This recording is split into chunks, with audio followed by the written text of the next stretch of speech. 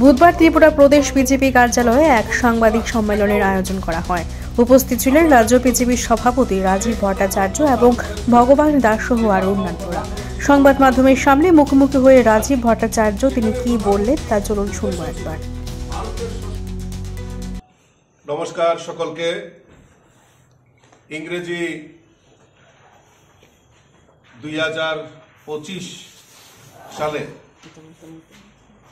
আমরা এই যাত্রা শুরু করেছি। আজকে 1 জানুয়ারি। এই ইংরেজি নববর্ষের আমি সকলকে আপনাদের মাধ্যমে সমস্ত রাজ্যবাসীকে আমি আন্তরিকভাবে অভিনন্দন এবং শুভেচ্ছা জানাচ্ছি এবং আশা করি 2025 আমাদের জন্য যাতে ভালো কাটে এবং আমাদের যে সংকল্প এক ত্রিপুরা শ্রেষ্ঠ ত্রিপুরা, এই এক ত্রিপুরা শ্রেষ্ঠ ত্রিপুরা করার লক্ষ্যে আমরা সবাই মিলিতভাবে কাজ করব এবং ত্রিপুরাকে গৌরবময় জায়গায় আমরা নিয়ে যাব সেই সংকল্প রাখছি। তার পাশাপাশি সকলের সুস্বাস্থ্য কামনা করছি। সকলকে আবারও আপনাদের মাধ্যমে এই ইংরেজি নববর্ষের অনেক অনেক শুভেচ্ছা এবং অভিনন্দন জানাচ্ছি। আজকে মূলত আমরা 2025-এ আমরা প্রবেশ করেছি। 2024 সাল আমাদের কাছে খুব উল্লেখযোগ্য এই কারণ এই 2024-এ আমাদের বিভিন্ন যুগান্তকারী সিদ্ধান্ত আমাদের দেশের যশস্বী প্রধানমন্ত্রীর নেতৃত্বে দেশ বিকশিত সংকল্প যাত্রায় এগিয়ে যাচ্ছে। আমরা সবাই জানি যে মোদিজির যে বিকশিত সংকল্প যাত্রা এগিয়ে যাচ্ছে তার মধ্যে আমাদের মহারাষ্ট্র এবং হরিয়ানা ভারতীয় জনতা পার্টির সরকার সেখানে প্রতিষ্ঠা হয়েছে। সেখানকার মানুষ মোদিজির প্রতি আস্থা রেখেছেন, পূর্ণ আস্থা রেখেছেন এবং এই মোদিজির যে কাজ, 1 দশক ধরে যে কাজগুলি চলছে সেইগুলিকে মানুষ সম্মান জানিয়েছে, মানুষ সমর্থন জানিয়েছে। আমি কয়েকটা কাজের কথা আপনাদের সামনে তুলে ধরছি যে 1 দশক ধরে মোদিজির নেতৃত্বে যে কাজগুলি সবচেয়ে বেশি মানুষের জীবনে এবং মানুষকে রক্ষা করার ক্ষেত্রে মানুষের সমস্ত ব্যবস্থাকে পরিবর্তনের লক্ষ্যে যেভাবে সহায়ক ভূমিকা পালন করেছে তার মধ্যে সবচেয়ে বড় জিনিস হলো স্বচ্ছ ভারত মিশন।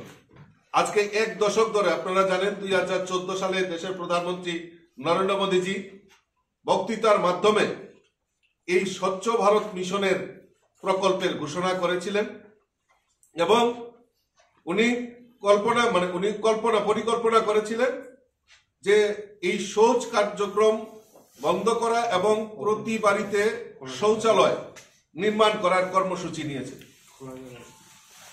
আজকে সেই জায়গায় দাঁড়িয়ে আমরা সেখানে যে 1 দশক ধরে যে কাজ চলছে সেখানে দেখা যাচ্ছে প্রায় 6.6 লাখ বেশি গ্রামে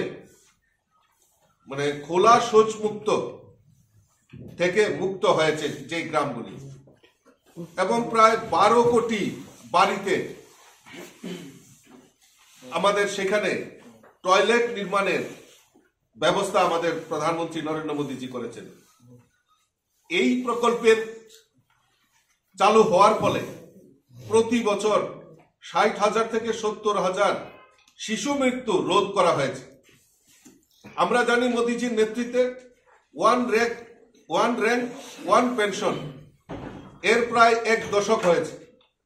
সেখানে প্রধানমন্ত্রীর উদ্দেশ্য ছিল ভারতের সশস্ত্র বাহিনীর প্রাক্তন সেনা এবং প্রবীণ যারা সদস্যদের 40 বছরের পুরনো দাবি সেটাকে আমাদের মোদীজি সেটা মোচন করতে পেরেছিলেন, যার ফলে এই প্রকল্পের অধীনে 25 লক্ষের বেশি প্রাক্তন সেনা এবং তাদের পরিবার উপকৃত হয়েছেন। 1.25 লাখ কোটি টাকার বেশি বিতরণ করা হয়েছে। আমরা জানি যে এই 1 দশক ধরে আমাদের দেশে আমাদের মোদীজি দেশের প্রধানমন্ত্রী হওয়ার পর যে প্রকল্প চালু করেছিলেন সেটা হলো প্রধানমন্ত্রী জনধন যোজনা। আজকে এই জনধন যোজনার 1 দশক পর আমরা যে তথ্য আমরা পেয়েছি, সেখানে আমাদের এই যে ব্যাংক অ্যাকাউন্ট, অর্থাৎ গরিবদের ব্যাংক অ্যাকাউন্ট করার যে প্রকল্প, এটা আজকের দিনে বিশ্বের বৃহত্তম আর্থিক অন্তর্ভুক্তির প্রকল্প, যেখানে 55 কোটি 25 লাখ 54 কোটি 25 লাখ অ্যাকাউন্ট এখন পর্যন্ত ব্যাংক অ্যাকাউন্ট হয়েছে। এর মধ্যে আপনারা জেনে খুশি হবেন 55.6% ব্যাংক অ্যাকাউন্ট এই মহিলারা করেছে। অর্থাৎ আমাদের এই জনধন যোজনার মাধ্যমে আমাদের যে ব্যাংকিং রেগুলেশন যেটা বলি, মোদিজির নেতৃত্বে সেটা হয়েছে। আজকে মেক ইন ইন্ডিয়া, মোদিজি 1 দশক ধরে এই মেক ইন ইন্ডিয়ার উপর যেভাবে কাজ করছেন এই প্রকল্পে, আজকে এই মেকিং ইন্ডিয়ার 1 দশক ধরে যে কাজ চলছে, তাতে দেশীয় উৎপাদনে উৎসাহিত করে ভারতকে একটা উৎপাদন কেন্দ্র হিসাবে রূপায়িত করার লক্ষ্য এবং প্রকল্প চালু করা হয়েছিল। 1 দশকে একটি বিশাল পদক্ষেপ আমাদের এই মেক ইন ইন্ডিয়ার উপর নেওয়া হয়েছে।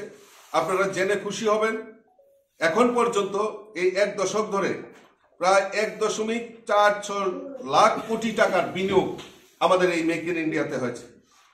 প্রায় 12.50 লক্ষ কোটি টাকা উৎপাদন সেখানে হয়েছে। 4 লক্ষ কোটি টাকার রপ্তানি হয়েছে। সেখানে 9.5 লাখ কর্মসংস্থানের ব্যবস্থা সেখানে হয়েছে। আরো আমরা অ্যাচিভমেন্ট করতে পেরেছি। আরক্ষা ক্ষেত্রে প্রায় 60% আমাদের দেশীয় প্রযুক্তিতে এই মেক ইন ইন্ডিয়ার মাধ্যমে, সেটা আরক্ষার অস্ত্র যেখানে ভারতে নির্মাণ করা হচ্ছে এবং বিদেশে সেটা রপ্তানি করা হচ্ছে। এই যুগান্তকারী সিদ্ধান্ত আমাদের দেশের প্রধানমন্ত্রী নিয়েছেন। আপনারা আরো জানেন, আমাদের এই ভারতবর্ষে মহিলারা যেভাবে লাঞ্ছিত হতো, আজকে আমরা গর্বের সঙ্গে বলতে পারি মোদী সরকার আমাদের এই মহিলা বিল এনে মহিলাদের সুরক্ষা এবং মহিলাদের যে আত্মসম্মান সেটা ফিরিয়ে দেওয়ার প্রয়াস আমাদের মোদীজি করেছেন। আপনারা জানেন যে 1 দেশ 1 ভোট, এতে কি হয়, এই বিলও এসেছে। তো এর ফলে আমাদের দেশের যে বিরাট অর্থ ব্যয় হয় সেটা সংকুচিত হবে এবং আমরা যে ডেভেলপমেন্ট ওয়ার্ক, যেই সময় ভোট হয় ডেভেলপমেন্ট ওয়ার্ক বন্ধ হয়ে থাকে। তো এই ডেভেলপমেন্ট ওয়ার্ক আমাদের যাতে সুচারুরূপে চালু থাকতে পারে, আমাদের এই 1 ভোট এবং 1 দেশ 1 ভোট, সেটা আমাদের কাছে খুব কার্যকরী ভূমিকা হবে বলে মনে করি। আয়ুষ্মান ভারত, আপনারা জানেন যে আয়ুষ্মান ভারত যারা গরিব অংশের মানুষ রয়েছেন, সবচেয়ে বিশ্বের সর্ববৃহৎ যদি প্রকল্প হয়ে থাকে এই আয়ুষ্মান ভারত, গরিবদেরকে 5 লক্ষ টাকা পর্যন্ত চিকিৎসার দায়ভার আমাদের দেশের প্রধানমন্ত্রী নরেন্দ্র মোদীজি কাঁধে তুলে নিয়েছেন। মোদীজির সংকল্প ছিল যে তৃতীয়বারের সরকার গঠিত হওয়ার পর যারা 70 বছরের বৃদ্ধরা রয়েছেন তাদেরকে এই আয়ুষ্মান ভারত প্রকল্পের আওতায়, সে গরিব ধনী সমস্ত সমাজের প্রত্যেকটা মানুষের জন্য যারা 70 বছরের ঊর্ধ্ব বৃদ্ধা রয়েছেন, তাদেরকে এই আয়ুষ্মানের সুবিধার অন্তর্ভুক্তি করা হবে।